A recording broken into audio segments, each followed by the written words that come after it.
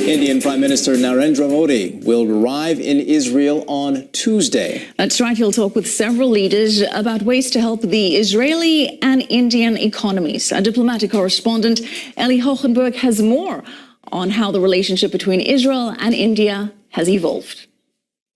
Two ancient cultures, two democracies, both reaching independence at about the same time.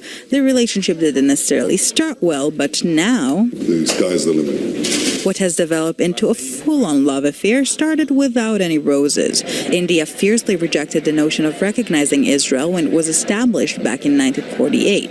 It took heavy diplomatic pressure to reach recognition 2 years later, but even then there was no exchange of ambassadors. Yet even way back when, Israeli leaders acknowledged the significance of relations. The first Israeli Prime Minister, David Ben-Gurion, was even quoted as saying that India's recognition of Israel was only second in its importance to that of the United States. I was pleasantly surprised to learn that Mahatma Gandhi is the only world leader whose photograph had been kept by former Prime Minister David Ben-Gurion in his desert house. Long years have passed and geopolitical events, most notably the fall of the Soviet Union and India's quest for new alliances, changed the situation. It was, however, only in 1992 when India announced an upgrade, full diplomatic relations with Israel. I think if today India has become self-sufficient in food production, it is largely because the inspiration was provided to us by Israel in the early 90s. And indeed, ever since, mutual visits and increasingly tight cooperation have been the bread and butter of relations. You very rightly said that we are two vibrant democracies. So today, the two foreign ministers of these vibrant democracies are meeting. Welcome you. Thank you. Another major shift, much in evidence, took place when Indian Prime Minister Narendra Modi took office. Relations with Israel reached a whole new level. In the 70 years of the country's existence, no Indian Prime Minister has ever visited, and this is further expression of the state of Israel's military, economic, and diplomatic strength. A special bond between Modi and Netanyahu also grew, something Netanyahu mentions quite often. The Indian Prime Minister even paid special tribute to Netanyahu, congratulating him on his re-election in Twitter in Hebrew. Marking 25 years of relations, Modi is arriving in Israel on a much-anticipated historic visit. Ahead of this trip, the Israeli government approved a row of economic and civil measures, including a Bollywood production in the Holy Land, to further enhance ties. In recent years, India also changed its voting patterns in international forums. It has traditionally voted automatically with the Arab bloc and the non-aligned nations, but now is choosing to abstain in many Israel-related votes.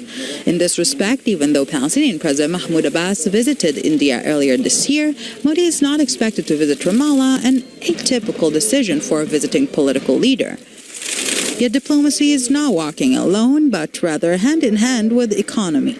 Unfortunately, we haven't yet reached the full potential of the relation. There is very good cooperation on the security military side, but we have another side also to develop relation in agriculture, in medical, in IT, in plenty of other areas where we are just beginning the relation. Long decades after, it seems Ben-Gurion was right. In about a decade, India is expected to outdo China and become the world's largest populated nation, hence also its economic, security, and diplomatic power. And this is exactly the type of friend Israel wants.